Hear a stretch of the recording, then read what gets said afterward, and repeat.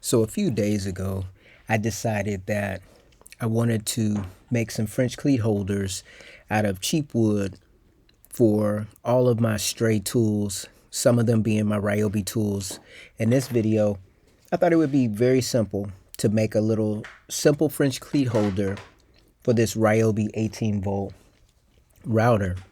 I decided to pull out my Festool Sys 50 table saw, use some of my woodpecker marking tools. What could go wrong? At least that's what I thought. Now, to be clear, I did not draw out any plans. I was just doing this right off the top of my head. This was right after I got off work one day. And I think I got off late on this particular day as well. So when I got home, I was kind of operating, behind schedule, basically. I was kind of rushing myself and trying to work through this project.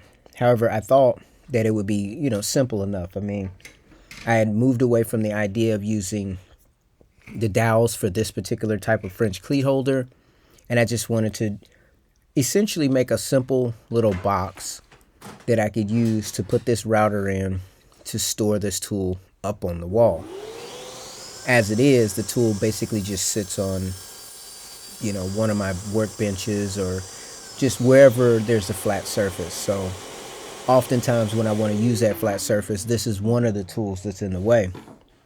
I have quite a few tools in my shop that are just like this router, where they're either laying on a flat surface or up under a workbench somewhere and just basically in the way. It makes it very difficult to get projects done because you have to wade through a bunch of mess just to get to the tools that you want to get to.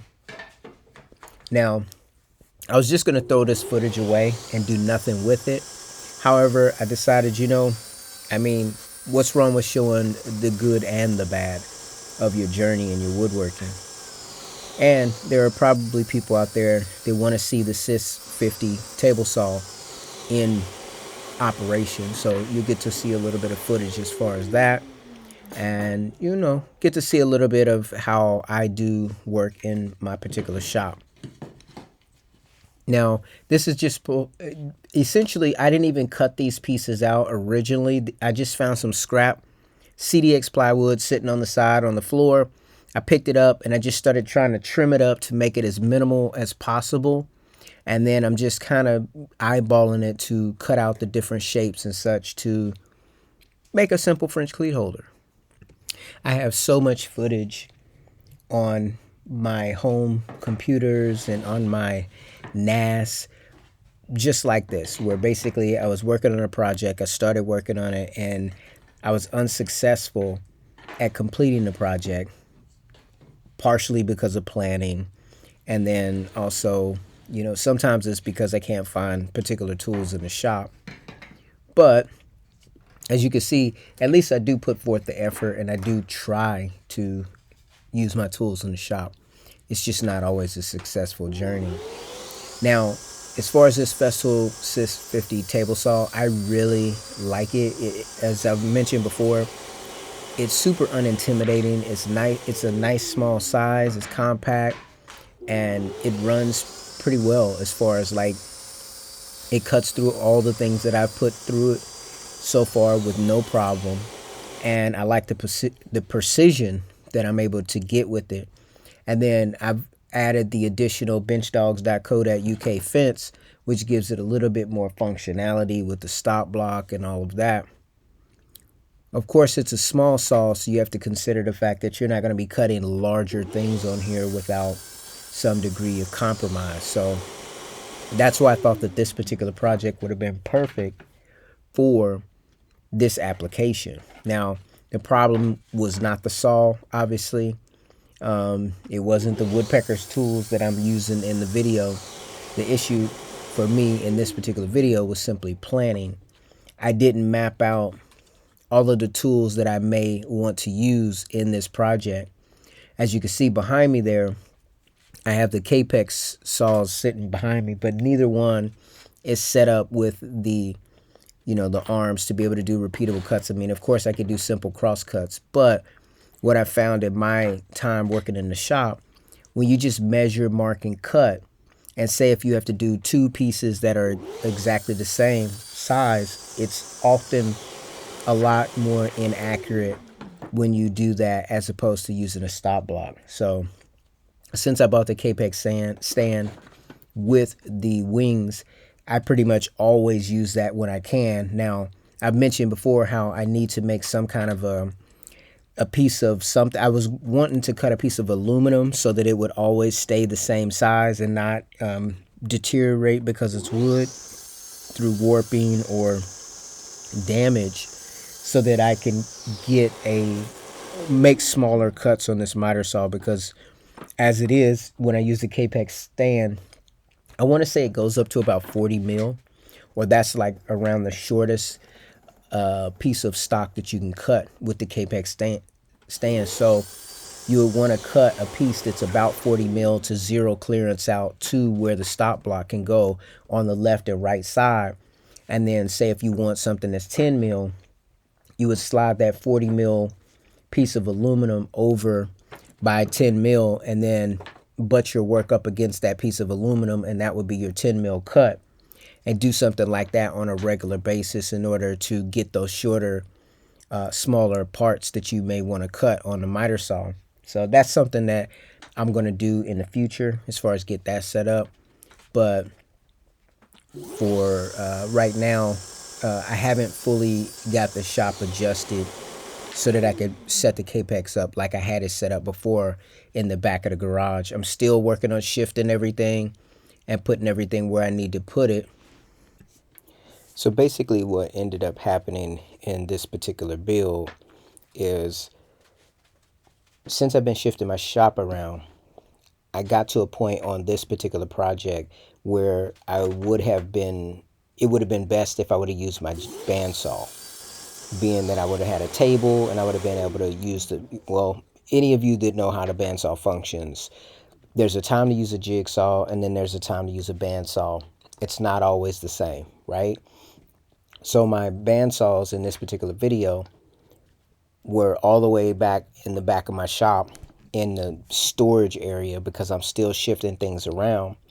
And when I started this project, I did not anticipate having to use the bandsaw.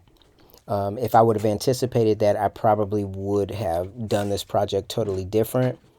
Probably would have made it a little bit more simplistic than even what I was doing, because when I decided I wanted to try to angle the material so that I could easily reach in to get the tool, I wanted to have support going all the way up the tool towards the back to just make a stronger French cleat holder.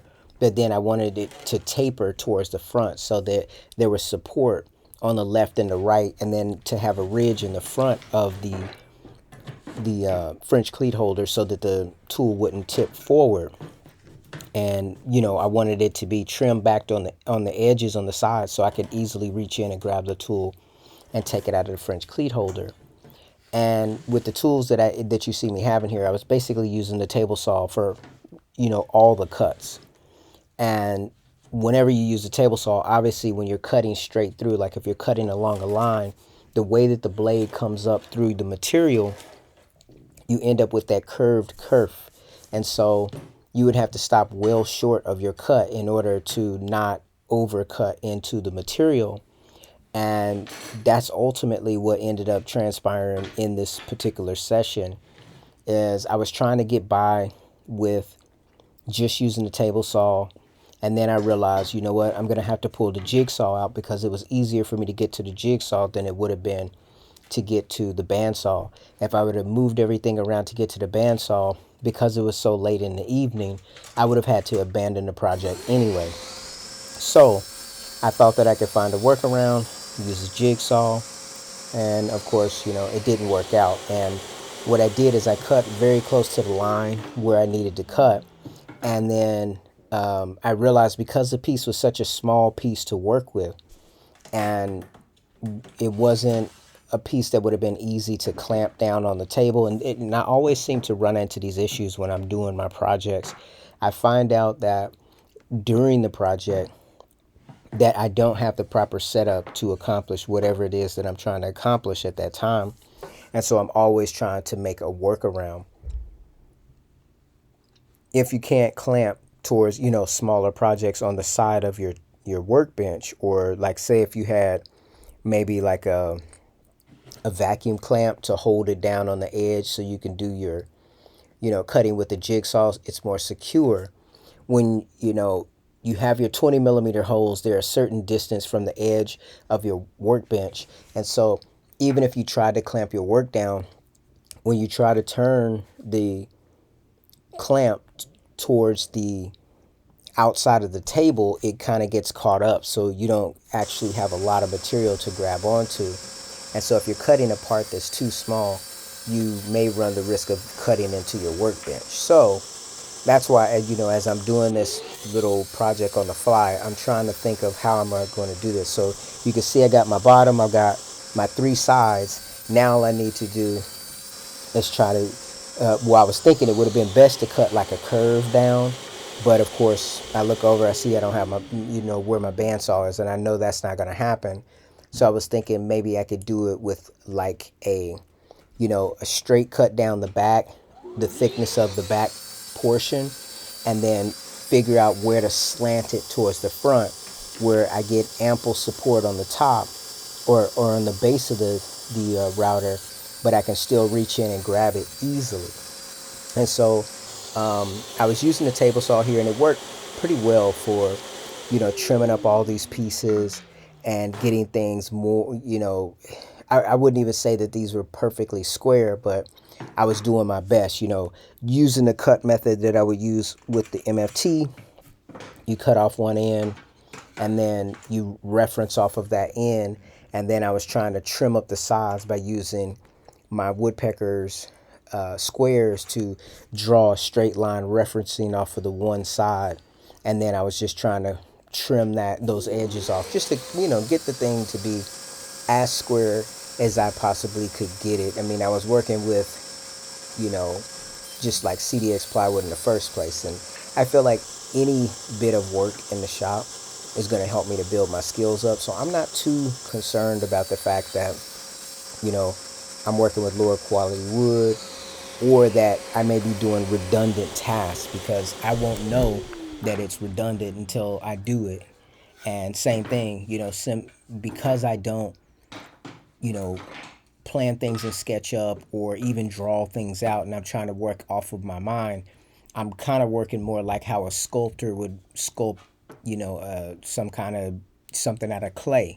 You just kind of feel it, and then you get to your end, result through feel as opposed to through planning and logic, which is odd because with most things I'm pretty logical, but my approach to actual physically, tangibly working and woodworking, that seems to be more artsy, and I'm just kind of feeling my way along. Maybe over time that'll change, but that's one of the reasons why I've been gathering all the tools that I've been getting so that everything can be more logical. However, that logic sometimes can be a bit kind of demanding, meaning like you make an MFT table, you build it or you buy it, and then it's like, okay, then you need to use it. But then you might realize that if you don't have a place to set it up or keep it set up at all times, it may not work the way that you would have hoped. Same thing when you're working with smaller parts, and like my MFT is a 4 foot by 8 foot MFT. There are some cuts that would be better served done on the miter saw or on the small CS6 50 table saw. So you have to take these things into consideration: when to do, how to do, what to do. And those are just things that I'm learning as I go along. Anyways, guys, I'm going to wrap this video up here. You can see that I didn't get as far as I would have liked. And but I just want to thank you guys for giving the video a chance and taking the time.